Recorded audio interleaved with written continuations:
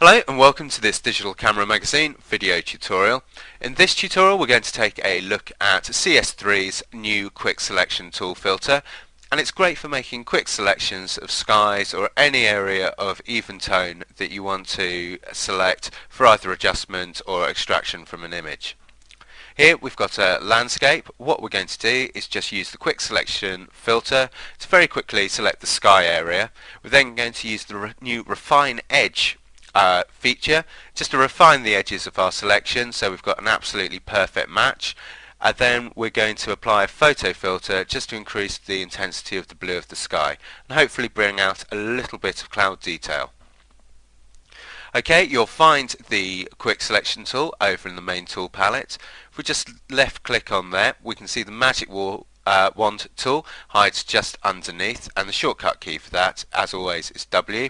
And if you just hit W again, you'll toggle between the Quick Selection tool and the Magic Wand tool.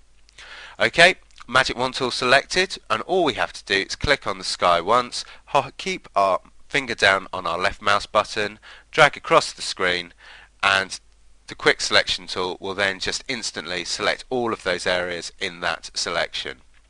Now it's done a pretty good job.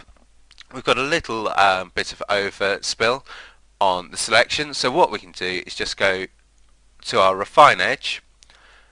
That'll bring up the Refine Edge dialog window, and here we have 5 sliders.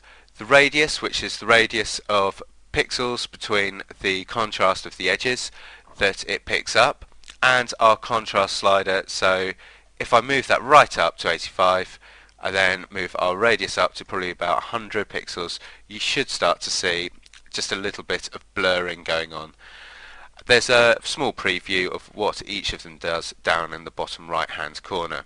So if we just move our radius down probably to about 50 pixels, and we want our contrast to be down to about 25%. Now, as with the previous selection tools, we have our smooth, which basically smooths our selection, cuts out any sort of really harsh defined edges.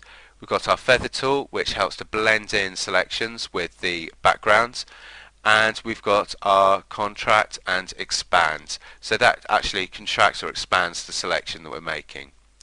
So pretty happy with that selection we've made, and we can just click OK, and we can now see that we've got our running ants around our sky area.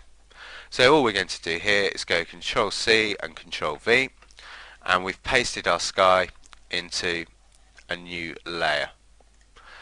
Now if I go to our adjustment layers and we want to go to photo filter, and this is going to apply it to the whole image, but when we flatten that down it'll just apply itself to layer 1, and I'm going to want a cooling filter, and you can see that's brought a nice blue into our sky. And we can adjust the density of that, so if we want it really blue, just increase that, or if we want it a nice subtle blue so it doesn't look too fake, go up to about 25-30% and just click OK. Now if we go Control E or Apple E, that'll blend the adjustment layer in with our sky layer, and we can see there we've got a really nice blue sky. It just helps warm up the image and really show that it was a nice hot summer's day. We'll just click off layer 1, and we can see how the sky looks a little bit grey there. Add layer 1 back, and we've now got a nice blue sky. So that's a very quick introduction to how to use the Quick Selection tool, and also how to use the Refine Edge dialog window just to improve your selection around areas.